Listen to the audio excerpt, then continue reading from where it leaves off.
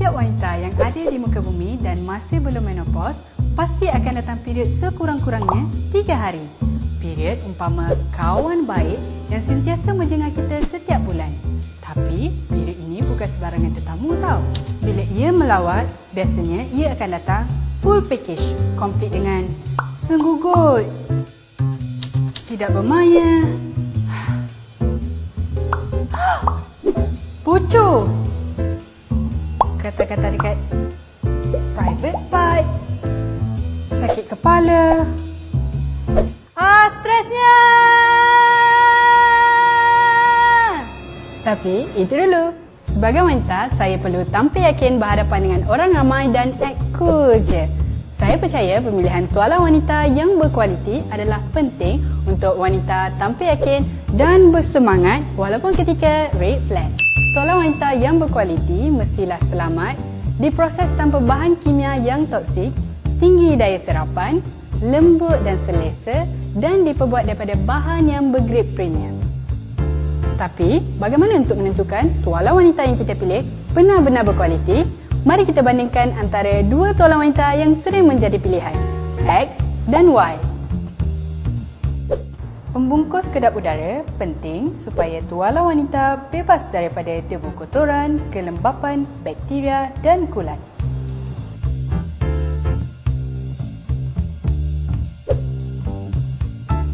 Bau wangi tak semestinya selamat. Tuala wanita yang tiada bahan pewangi amat penting kerana bahagian intim wanita merupakan bahagian yang sensitif. Kedua-duanya diperbuat daripada permukaan kapas yang selesa. Namun, Y tidak terlalu tebal berbanding X. Just nice. Kuasa serapan yang tinggi supaya kita tidak perlu risau akan kebocoran. Bocor? So yesterday. Bahan penyerap X berasaskan kertas kita semula yang melibatkan proses pelunturan berbahaya. Manakala Y berasaskan gel dan lapisannya daripada kapas yang digunakan merupakan 100% kapas tulen yang selamat. Lapisan belakang tuala wanita perlu mempunyai liang-liang udara supaya kulit bebas bernafas. Pelekat yang digunakan seharusnya pelekat berkualiti dari grade makanan yang semestinya selamat.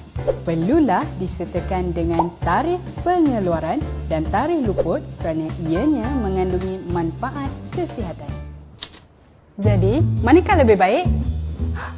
Sebelum terlupa, sekiranya kita tidak menjaga kebersihan diri dengan baik, kita mungkin terdedah kepada penyakit kelamin wanita tau.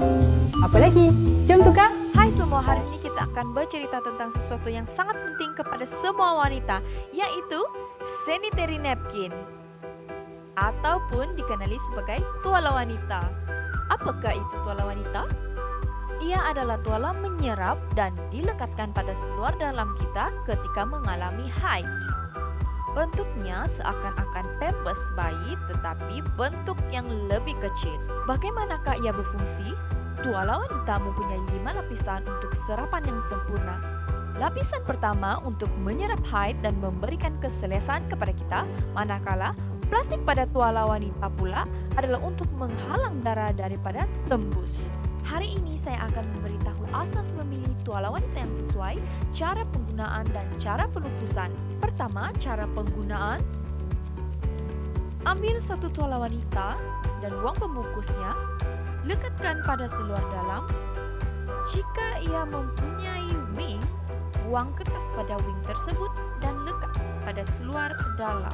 Pastikan ia terlekat dan tidak longgar. Sekarang dah tahu cara pemakaiannya, tetapi ia tidak boleh dipakai terlalu lama. Tukar pad sekurang-kurangnya 4 hingga 6 jam supaya kebersihan vagina terjamin. Cara kedua, pelupusan. Selepas menggunakannya, cuci dan buang ke dalam tong sampah. Tetapi, elakkan pad atau tuala wanita dibuang ke dalam tandas. Jika ia dibuang ke dalam tandas, tandas akan tersumbat. Jika dibuang merata-rata, bukan sahaja tidak menjaga kebersihan, tetapi membuang sampah dan mencemarkan alam sekitar. Jadi semua kita sudah tahu cara menggunakan dan membuangnya. Kini, apakah pad yang sesuai digunakan? Terdapat banyak jenis pet yang terjual di pasaran sekarang. Apakah pet yang terbaik dan jenis-jenis pet yang ada? Mari saya tunjukkan. Ini adalah non-wing pet, manakala yang ini pula adalah wing pet. Yang paling penting, sebelum membeli pet, tengok terlebih dahulu paket pada pet itu. Selalunya ada label pada bahagian depan paketnya. Ini adalah contoh gambar wing pet. Manakala ini adalah contoh paket non-wing pet. Jadi, apakah jenis-jenis pet atau tualang wanita yang ada? Pertama adalah panty liner. Pet jenis ini adalah yang paling nipis antara semua pet, namun boleh didapati dalam pelbagai jenis panjang yang berbeza. Fungsi panty liner adalah sebagai alas luar dalam supaya kotoran tidak melekat, keputihan atau darah pada penghujung haid biasanya akan memakai jenis pet ini.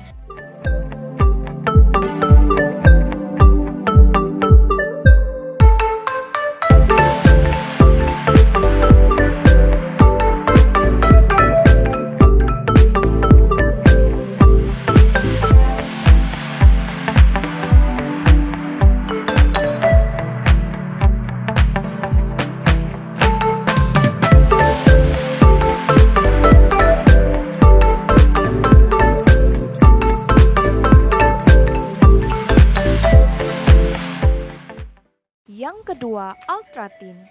Pet jenis ini merupakan pet yang paling nipis, tidak seperti panty liner tadi.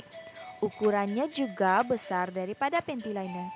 Selalunya perempuan yang memakai pet jenis ini karena mereka memakai seluar atau kain yang ketat. Jadi, garisan pet tidak akan ketara.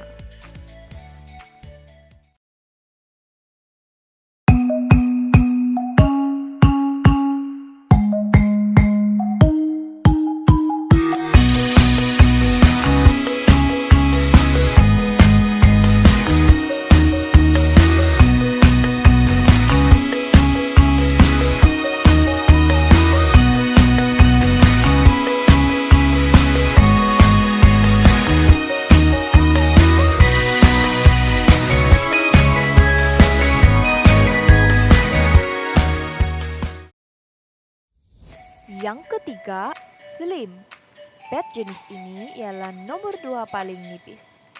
Ia kebiasaannya digunakan apabila haid pada hari keempat atau hari kelima.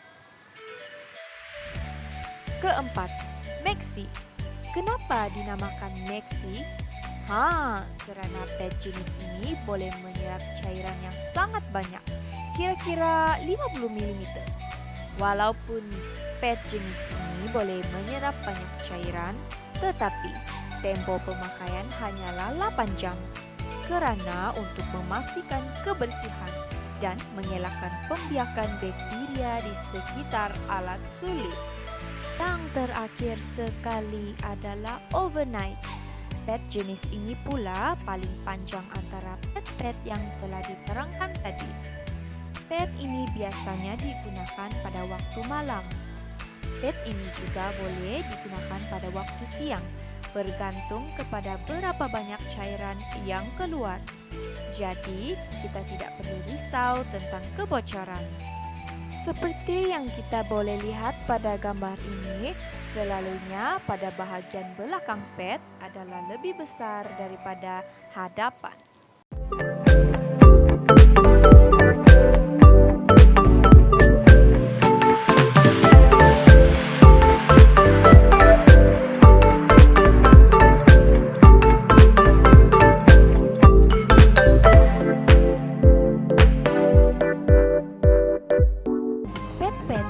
Disenaraikan ini sebenarnya boleh digunakan bergantung kepada seseorang individu tersebut.